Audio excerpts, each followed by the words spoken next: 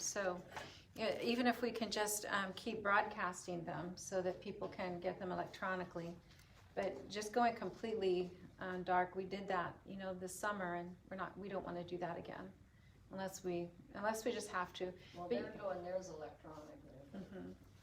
Yeah. So I go ahead and starting the live in case anyone's joining us. We may have quite a few people joining us online this morning, so I wanted to get started a little bit early just so people can find us. So this is our Bible study class at First Southern Baptist Church. Hope to see you this morning, hope that you can join us. And if you're joining us later, that's good enough too. We're going to be in Isaiah, so you might want to turn in your Bibles to Isaiah. Look at this set here. Yeah, that should be good. Yeah, we are not having the Christmas program. We'll have regular service at Christmas, but we're not going to have the actual cantata or program this year. Let's see if I can get this right. There, yeah. And so we're not going to have that program, but we're going to try to keep all of our corporate worship and Bible studies going as best we can. But we're trying to eliminate all of any extra things. Christmas Eve services. Christmas Eve service is a go, and our regular church service, and most of our Sunday school Bible studies. But we're going to make a few adjustments, like at 11 o'clock. If Robert is here, he'll do his class here. If he's not, I'll do mine here at 11. So we'll use this room more for Bible study because it's open, and the doors can be open and it can fit more people spread out. But we're just going to keep moving along because it's so devastating to people when we don't have our studies. Good morning. It's good to see you this morning. Make yourself at home. Spreading out anywhere. Got plenty of room. So I was just, I went ahead and started our live feed, but I haven't started the Bible study yet. Okay. But I'm just letting people know who are listening live because we're going to have probably more people remote now, but explaining that we are not having our Christmas program and that we're going to be focusing on our worship and Bible study activities for people, because it's like during this time the main thing you need is that worship and to be in God's Word and to have your faith and your hope supported. So we feel like it's part of keeping everyone well and helping them to recover, to be encouraged. So we're gonna do what we can to keep up with our ministry areas, and then anything that's extra, we'll kind of trim those back a little bit. We will be having a Christmas Eve service, though. That's usually a very small service anyway, but if anyone would like to join us for Christmas Eve, we will have that service. And then today, I don't know if Robert's going to be here or not. If he's here, then he'll teach his Sunday school class in this room. And if he's not here, then I'll teach my class again in this room. So we'll see how that works. And one of the things with COVID that happens is people get sick, and it's kind of a privacy issue. People don't want to say that they're sick, so they'll just kind of disappear for a little while, and you won't see them as they do what they need to do in quarantine. And some people have more symptoms than others, so some people get very sick and then have complications because of the illness that they have, and others just barely get sick at all. So you really can't predict or judge what other people are going through by your own experience or the experience of others. So everybody's different, and we just have to kind of go with the flow. So hopefully we're all ready for today anyway. Maybe not tomorrow, but we're ready for today, right? So we're really encouraging everyone to practice the social distancing, the mask wearing, spreading out. If we were to have more people in this room, we'd open both doors. We have a very small group, so we don't need to be opening all the doors, but that would be another way. So we'll be using this room a lot for Bible study and things like that. So we're in Isaiah, and I'm very excited about what we're doing in Isaiah this morning. Good morning, Claudia. Good morning, Connie and Levon. Good to see you this morning. We're going to be in Isaiah, and we're going to also be looking at a map. So I have the map over here. I'll hold it up when we get to that part on the map. But in Isaiah, if you remember, we talked about how Isaiah chapters 1 to 35 is a drama. And the theme of that drama is judgment.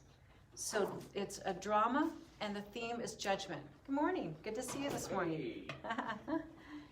And in Isaiah 1:1, it says, the vision concerning Judah and Jerusalem that Isaiah son of Amos saw during the reigns of Uzziah, Jotham, Ahaz, and Hezekiah, kings of Judah.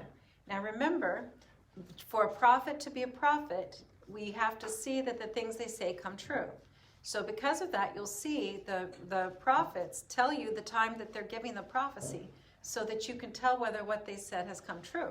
That's the whole point. So by giving you the time, the who's in charge and all that, they're giving you the years that they did their work. So we know that that's in 740 BC. From verse 1:1, we know that Isaiah is beginning his work in 740 BC. Okay? So now if we look at Isaiah 1:2, we see this drama take place, like a play, okay? And you can see in verse 2, the herald, remember I told you it's like a play. So you're watching a play, and this herald comes out with the red outfit and comes out and says, "Oh, hear, O heavens, listen, O earth, for the Lord has spoken." And then they go away, and then a scene, the curtain draws back, and you see like a court scene. And in this court scene, you see a sniveling, whimpering, beat-up Israel sitting in a chair, and then you have Isaiah, kind of like the attorney kind of person up there speaking. And in this section, you have God. God comes in his robes and speaks too. The other two characters we see in this are heaven and earth. So look at verse 2 is the herald. "Hear, O heavens, listen, O earth, for the Lord has spoken." And then God stands up in his blue robes and says, "I reared children and brought them up, but they have rebelled against me. The ox knows his master, the donkey his own manger, but Israel does not know my people and do not understand. My people do not understand." So he's saying that even an ox and a donkey know their master, but my people are less than an ox and a donkey. So then we see heaven stand up. Now, heaven has on a blue robe with stars and moons and all kinds of shapes on it. And you might say, well, why do heaven and earth testify? We looked last week at Deuteronomy 4:26.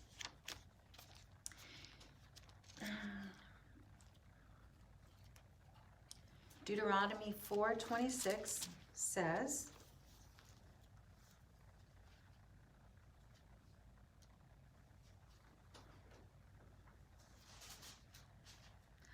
I call heaven and earth as witnesses against you this day.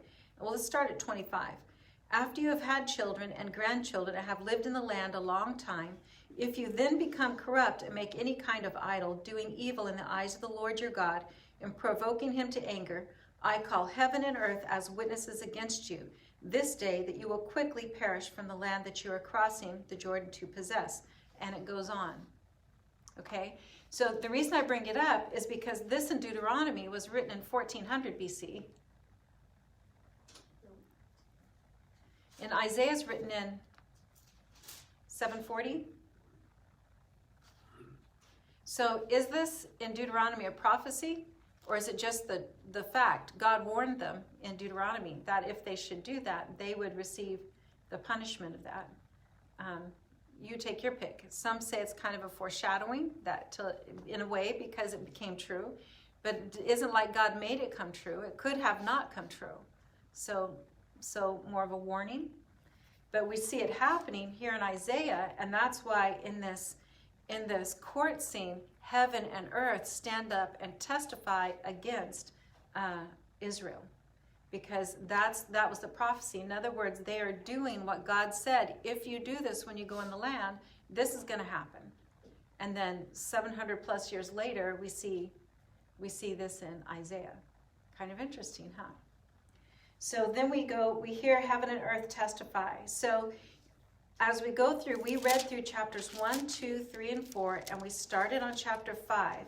So if you'll go to chapter 5, 1 through 4 continues on this, this court scene. And then in chapter 5, we have a change of scene. The whole curtain comes down, and the scene is changed now. Now we have a new scene.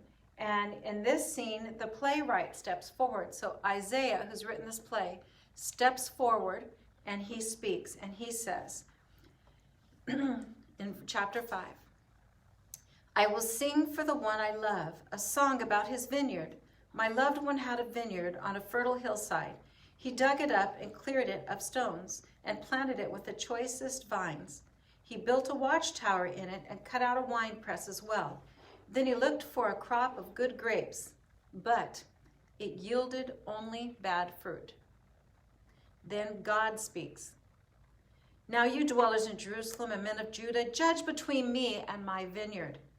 What more could I have done for my vineyard than I have done for it? When I looked for good grapes, why did it yield only bad? Now I will tell you what I'm going to do to my vineyard. I will take away its hedge, and it will be destroyed. Now, is that the right of the vineyard owner? Yeah. Yeah. Some people act like, why would God, what kind of God would destroy his own people? He created and planted this vineyard. Does he not have the right to do what he wants to with his vineyard? It's an interesting concept we have. Like almost we hold it against God that he punishes his people. We are his, he created us here. He created this place and us here. He has every right to do what he needs or wants to do with it. So ownership. I will take away the hedge. So is the vineyard owner coming in and destroying the vines himself? No. What happens if you have a garden and you take away the fence or the hedge? The deer get out. Yeah. All kinds of things, right? Even the neighbors come by and pick your vegetables. You've been watching me, huh? It says, I will take away its hedge, and it will be destroyed. I will break down its wall, and it will be trampled. I will make it a wasteland, neither pruned nor cultivated, and briars and thorns will grow there. I will command the clouds not to rain on it. Then Isaiah says, the vineyard of the Lord Almighty is the house of Israel, and the men of Judah are the garden of his delight. And he looked for justice, but saw bloodshed. For righteousness has heard cries of distress. Now, isn't that interesting? Notice he names both Israel and Judah. So Israel, he calls them the vineyard, is Israel, and the men of Judah are the garden of his delight. He did not mean for those to be two kingdoms. Now, if you have in your Bible, you might have in your Bible a set of maps in the back. If you have a set of maps back there, you might want to take a look at one that looks something like this, that shows the northern kingdom and the southern kingdom. So this part of Israel became the northern kingdom, and this part became southern, and they call it Judah and Israel. They call the top part Israel and the bottom part Judah. So some of the tribes settled in this Judah part, and some of the tribes, I think 10 settled in Israel and 2 in Judah, I think. Anyway, they settled in the different lands. And Israel set up their own worship area here in Israel, up in the northern. Do you remember which town it was at, Vern? I don't remember which town they set it up in. Oh, I bet you Connie knows. Connie, text me, which town is it that Israel set up for their worship place? But they actually built their own like synagogue and temple up there so that you wouldn't have to go so far down to go to Jerusalem in order to offer your sacrifices. But for convenience sake, I mean, you know, just to be polite, they also included the different idols that were being worshipped and things like that. So it was like a whole mount, and you could just worship whichever God was your flavor. And God held that against them. That was not his design. And so that Israel ended up being even more condemned than Judah, because Judah did several wicked things under different kings, but Israel was much further off track than Judah was. I guess that would be the way to say it. And so when it says Israel, it's talking about this northern kingdom. When it says Judah, it's talking about the southern kingdom. Let me see if Connie or somebody told us what the name of the town is that they had all their worship in the north. She'll get it, I bet. She's probably looking it up right now. Okay, so the other thing to remember is that this land right here was really choice land. It was land that everybody wanted, and the reason is here. If you have a map in your Bible, you can see there'll be one of the whole area, the whole region here. And you can see this is the little piece that we're talking about with the northern and the southern kingdom is right in this section. But down here you have Egypt and you have Africa. So you have Egypt and Africa, and then you have all of this Asia area here. So what happens is this became a huge trade route. So this was easy to walk through and to travel through along here. This was out in the desert. It was hard to go out in that desert and travel through. So the trade route, the shortest route and the best route to travel was right here along the coastline. Besides, you have the different ports. Well, Egypt was considered the breadbasket. It was a place that raised a lot of crops and it had a lot of variety of things that they produced in Egypt. And so and Africa and Egypt used this as their trade route to go up into that northern part. So, Did they do it mostly by ships? well, no, there were a lot of caravans. It was everything. I was always, but. So they went right along the coastline then? Right, because that was easy traveling. Yeah. It was hard to travel out, and so that there became a really substantial trade route. The difference between, going out on a little path you see through the desert and going on the freeway. There was a trade route that had stops along the way where you could refresh yourself and your animals, and it was like a major trade route going through there along that area. And so when we see this battle between Israel in the north and Judah in the south, Israel was seen.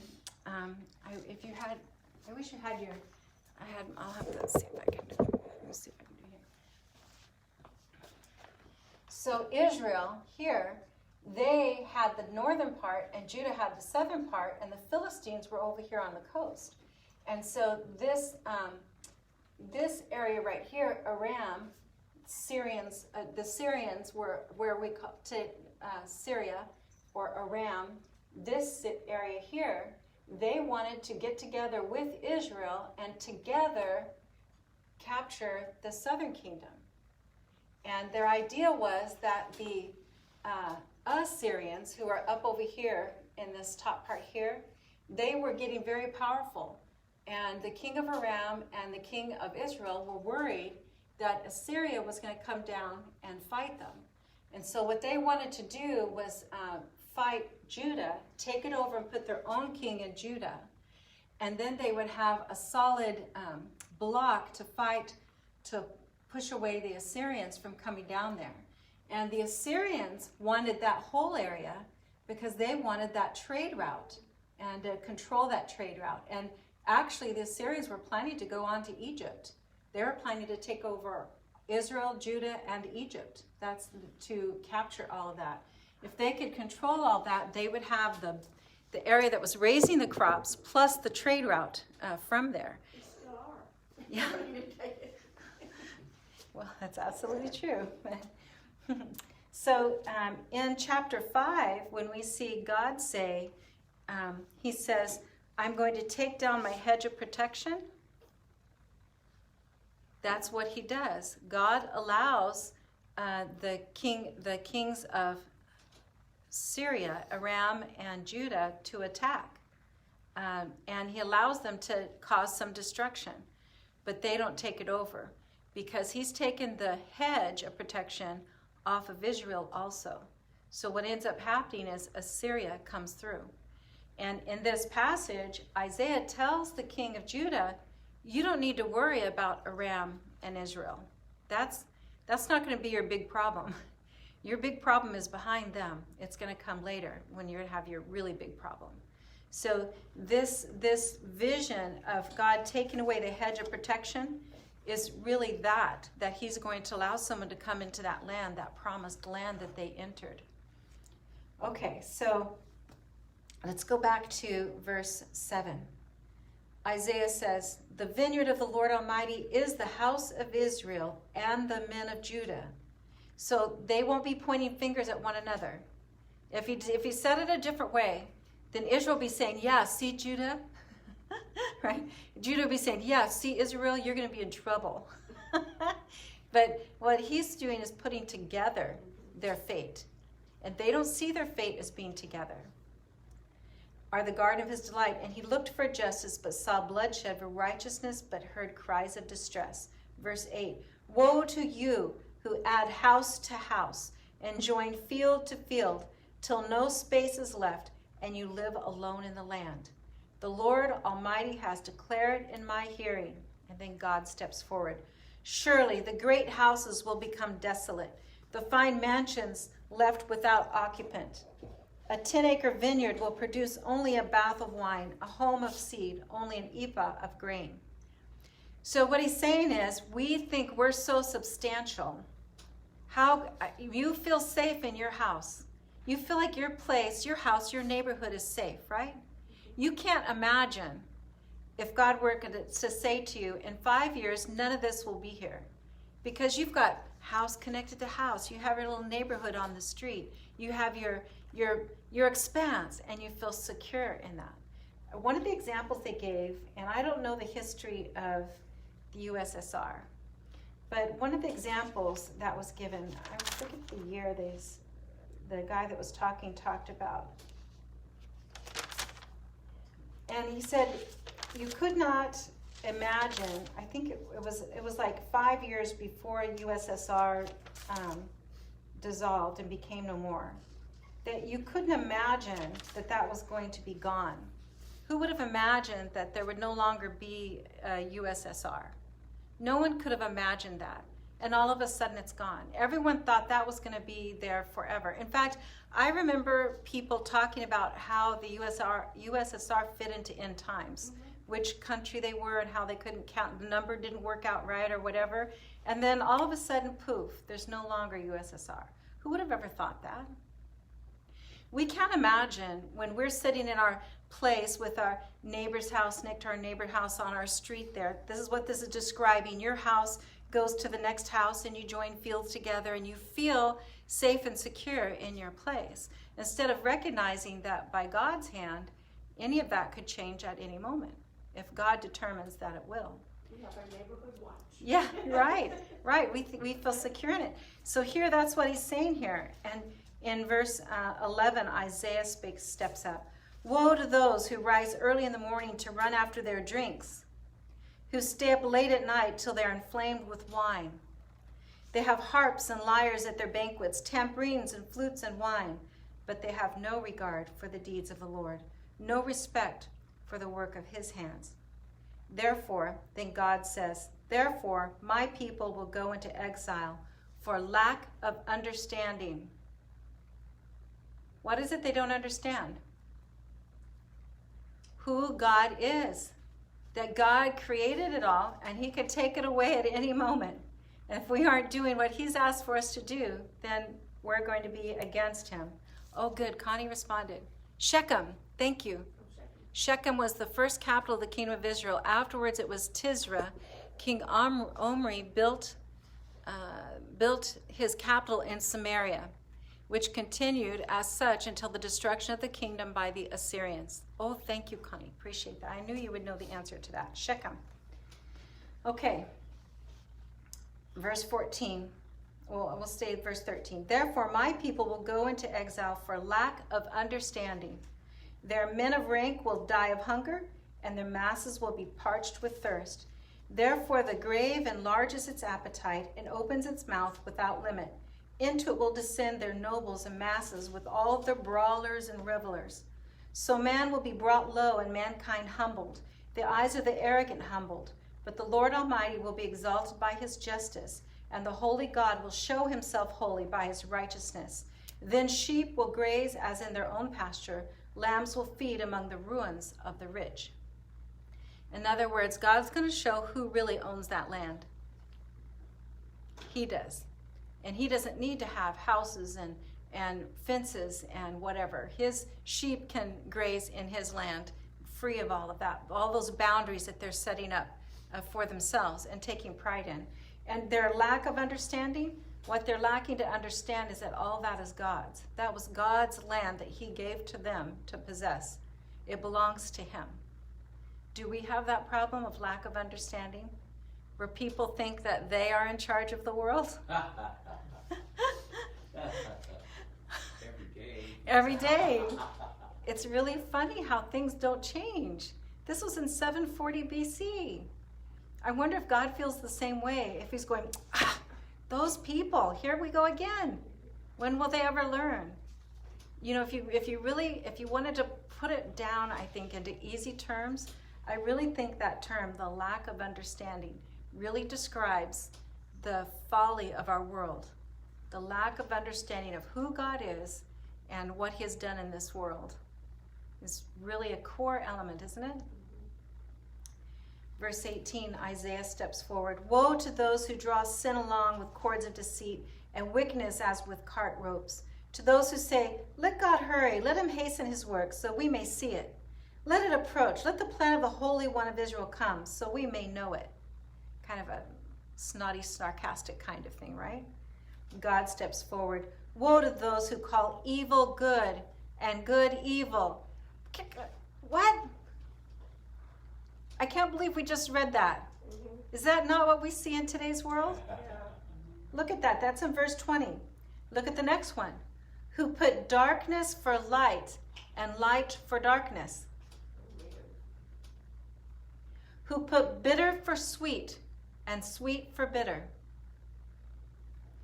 Woe to those who are wise in their own eyes and clever in their own sight. How many times have we heard people say, well, I feel that, I feel this, and I just feel like, God wouldn't want this or that. You know, people who have no idea who God is and yet make statements about what God would like or not like based on just what they feel. Well, I just don't feel God would create an earth where evil would exist. Right? These odd statements that people make, and it's all based on what they feel about it. We have that a lot in our world today, don't we? Oh, in verse 23. Whoa. Well, and don't we even say, if it feels good, do it? Isn't that one of our catchphrases? If it feels right to you, if it's your preference, Wow. if it feels good to you. Well, I think we go through that. You know, we all go through that. And, we are the ones that every day we have to decide. You know, we try to do it our way until we mess up, and there's, oh, wait a minute. Oh, yeah. I remember, I better pray. Oh, yeah. Turn it over. You know, it's Right. It's like we're the ones. We are. Yeah. We are. And it's easy to look down our noses at other people. Yeah. But when I read this, I like I doing think that. of the faultiness that we have, right? You're right, Vern. It's not just those other guys. We fall into this too. I want that piece of pie, so I should be able to have a piece of pie, even though my body tells me that maybe a piece of pie is not the best option for me, right? But we legitimize or make excuses for what we want based on it will feel good to us, or we just want it. Verse 22, woe to those who are heroes at drinking wine and champions at mixing drinks, who acquit the guilty for a bribe, but deny justice to the innocent. Therefore, as tongue of fire lick up straw, and as dry grass sinks down the flames, so their roots will decay, and their flowers blow away like dust. For they have rejected the law of the Lord Almighty, and spurned the word of the Holy One of Israel. Therefore the Lord's anger burns against his people. His hand is raised, and he strikes them down. The mountains shake, and the dead bodies are like refuse in the streets. Yet for all this, his anger is not turned away. His hand is still upraised. He lifts up a banner for the distant nations. He whistles for those at the ends of the earth. Do you get it? Hey guys, come over and get these guys. Yoo-hoo, Assyria. Come on, I got these people that need punishment. You come on down here. Here they come, swiftly and speedily. Not one of them grows tired or stumbles. Not one slumbers or sleeps. Not a belt is loosened at the waist. Not a sandal thong is broken. Their arrows are sharp. All their bows are strung. Their horse hoofs seem like flint. Their chariot wheels like a whirlwind. Their roar is like that of the lion. They roar like young lions. They growl as they seize their prey and carry it off with no one to rescue. In that day, they will roar over it like the roaring of the sea. And if one looks at the land, he will see darkness and distress. Even the light will be darkened by the clouds. And that's the end of the scene. That's the end of the act there. So we see this pronouncement of judgment that God is going to bring on his people. And he makes sure that they know it is from him. That it is not Assyria who's going to attack. It's God allowing them to attack, encouraging them to attack, calling them forward, saying, come on over here. It's not somebody else. It's not really the Assyrians. He wants them to know that this that's going to happen is from God. So then we get to chapter 6. Chapter 6 is kind of like, well, who is this Isaiah guy? How was he called? What is his calling? And so in chapter 6, we see Isaiah's commission. So in verse 1, it says, in the year that King Uzziah died, I saw the Lord seated on a throne, high and exalted, and the train of his robe filled the temple. So that gives us the time. We're talking about 740 BC, just like we did in chapter 1, verse 1. Above him, so now he's seen a vision. This is his first vision. Isaiah sees this vision. So it says, above him were seraphs, each with 6 wings. With 2 wings they covered their faces. With 2 they covered their feet. And with 2 they were flying. And they were calling to one another, holy, holy, holy is the Lord Almighty. The whole earth is full of his glory. Does that sound like anything familiar? Revelation 4, verse 11, 1 through 11. Who's speaking in Revelation? John. John sees a vision in Revelation chapter 4. He's seen a vision, verses 1 to 11. We read it, right? And in John's Revelation, when is that written? 40 BC, 40 Yeah. AD. 80, about 40 to 80 AD. Probably about 80, because he was the oldest one, and the others had died off. So somewhere around that time. Yeah, they kept him alive, or he didn't die. Right. So 80 AD, maybe, around that time. And when did we read in Isaiah this vision? 740 BC. So this is not a prophecy, but this is 2 different people seeing the same critters. And they describe them a little bit differently, but very much you can tell it's the same creatures that they're describing. Just like if Vern saw something happen and I saw something happen, we might each describe it a little bit different from a different angle, but you could tell we were describing the same thing that we witnessed.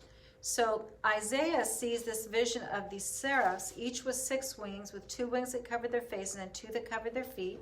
And they were calling, holy, holy, holy is the Lord. That's what he sees. We look in John, Revelation chapter 4, verses 1 to 11. After this I looked, and there before me was a door standing open in heaven. And the voice I heard, first speaking to me like a trumpet, said, come up here, and I will show you what must take place after this. At once I was in the Spirit, and there before me was a throne in heaven, with someone sitting on it, and the one who sat there had the appearance of jasper and carnelian. A rainbow resembling an emerald encircled the throne.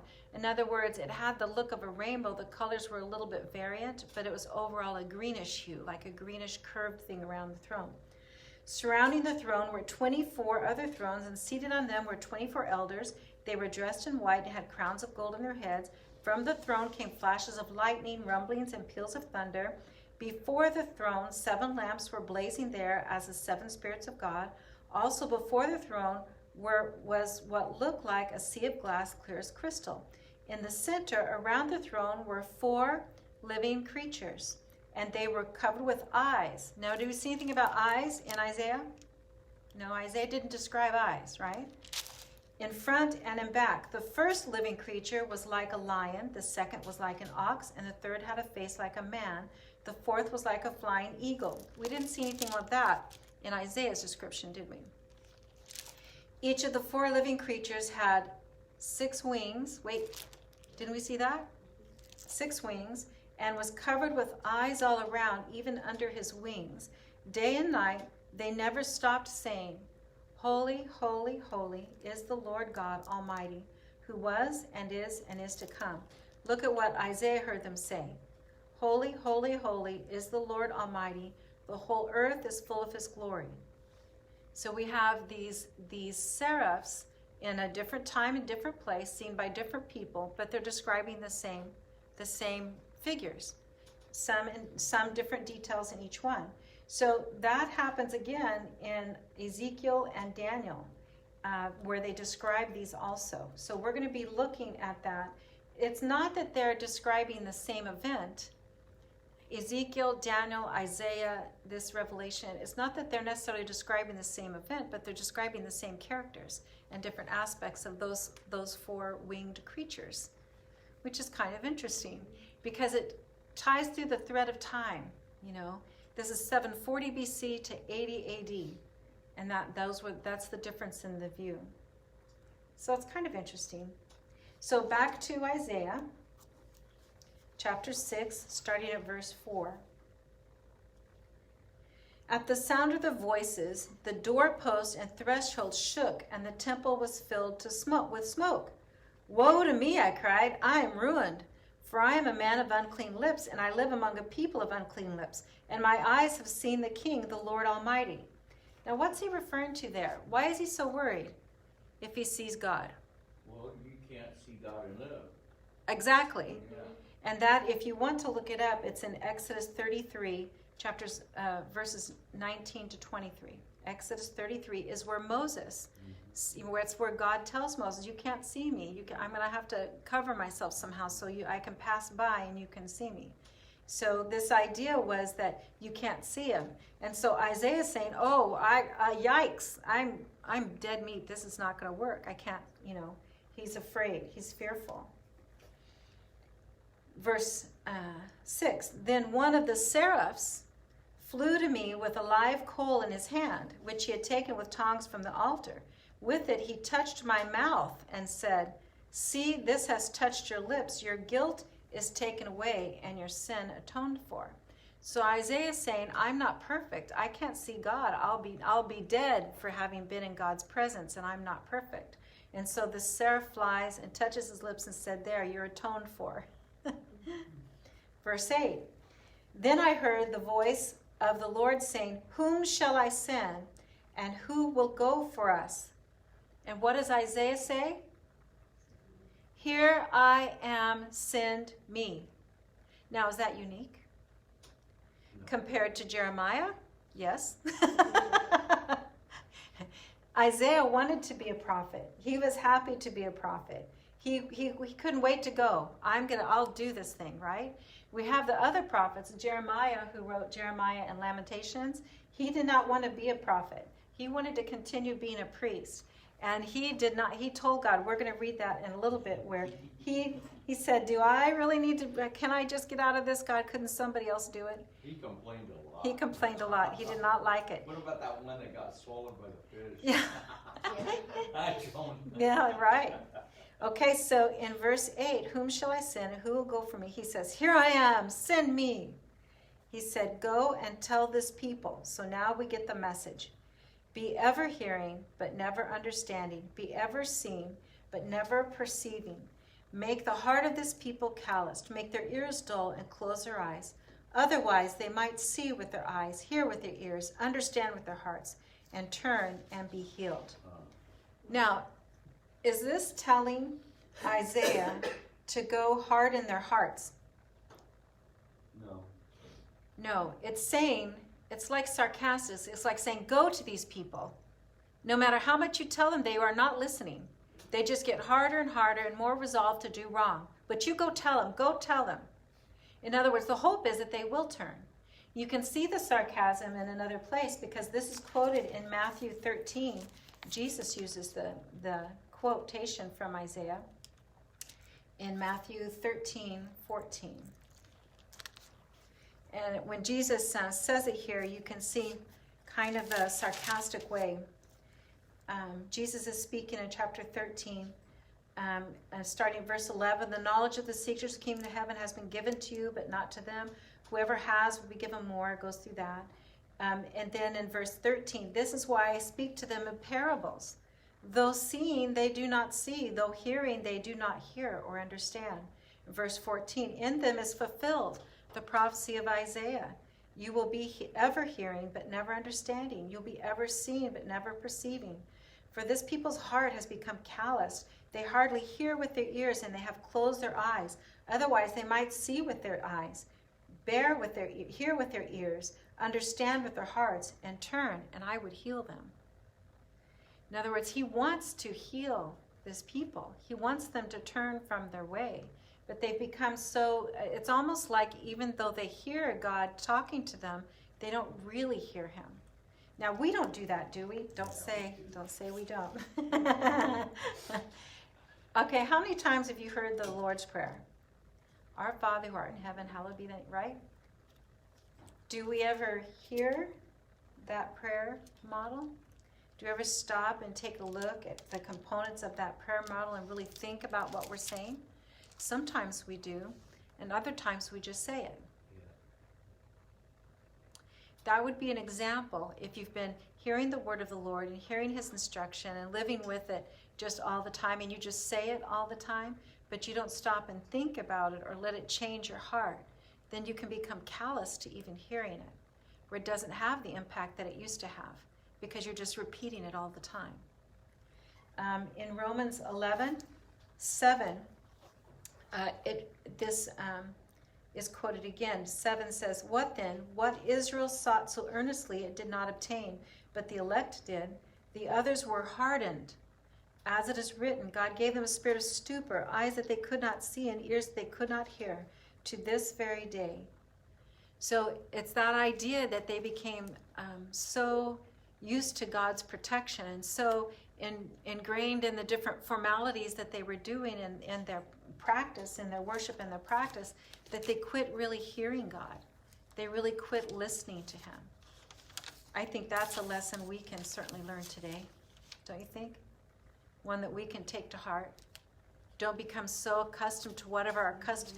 Don't be reading scriptures over and over without really looking deeply at what they're saying and really taking them to heart.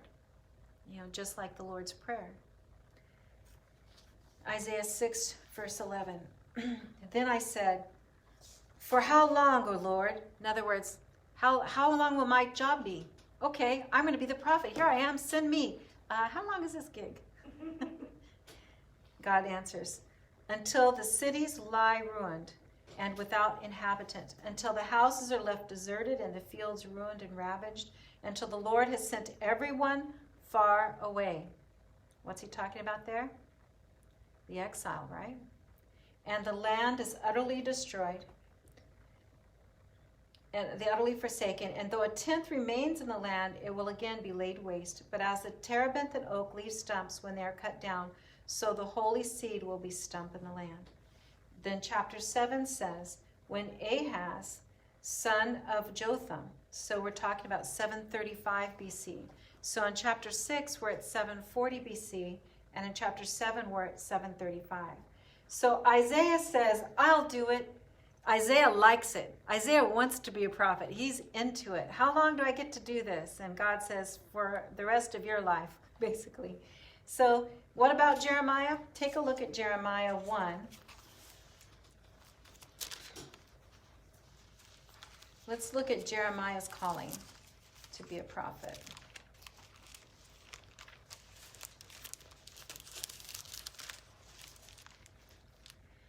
The words of Jeremiah, son of Hilkiah, one of the priests of Anathoth. So he was a priest, which means he was speaking to God on behalf of the people. He liked that job. In the territory of Benjamin, so that would be timing. The timing of these phrases in verses 1 to 3 would put it about 626 BC. So this is at the time of the exile, when Judah gets taken and they actually go into exile. So in verses 4 and 5, verse 4, the word of the Lord came to me saying, before I formed you in the womb, I knew you. Before you were born, I set you apart. Wait a minute. What's Jeremiah saying? Yes, God knows me from before the time I was born. I just love being a priest for him. And then God slams him with the next part.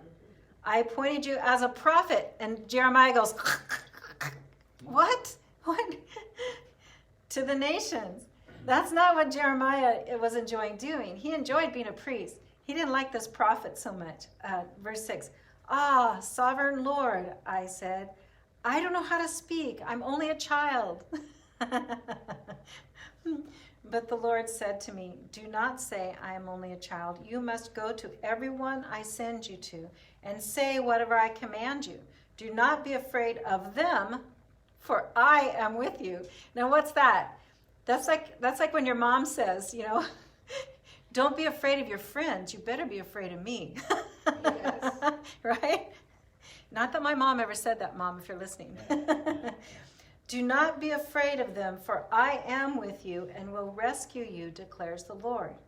So here we're seeing Jeremiah's calling. Jeremiah was not quite so enthusiastic. He was considered the reluctant prophet, the weeping prophet. He was continually, now he did the work. He gave the message, the prophetic message that he was told to give, but he would weep and wail, and he just went through so much turmoil whenever he gave prophecy. And what I think was interesting, Vern, if you remember when we did that and when we studied Jeremiah, remember in the end, he went with them even against the prophecy. He told them, God told them not to, they told them something, and I think he told them to leave Jerusalem, and they refused to go. Wasn't that what God told them? And Jeremiah kept saying, God says to do this and this, and they refused to do that, and he went with them. He stayed with them. In other words, he followed through as a priest, even though he knew as a prophet the doom that was coming. He remained with the people even when they didn't do what God told them to do. So Jeremiah was an interesting character. He had a lot of strength, but Isn't he the one they threw down the well? Yes. He was in the mud for days. He was a mess. That was a very interesting book. Anyway, so Isaiah, he was the thundering prophet. He likes it. Jeremiah, he's the reluctant one, the weeping prophet. What about Ezekiel? Well, yeah, oh wow is right. Look at Ezekiel. In Ezekiel 1,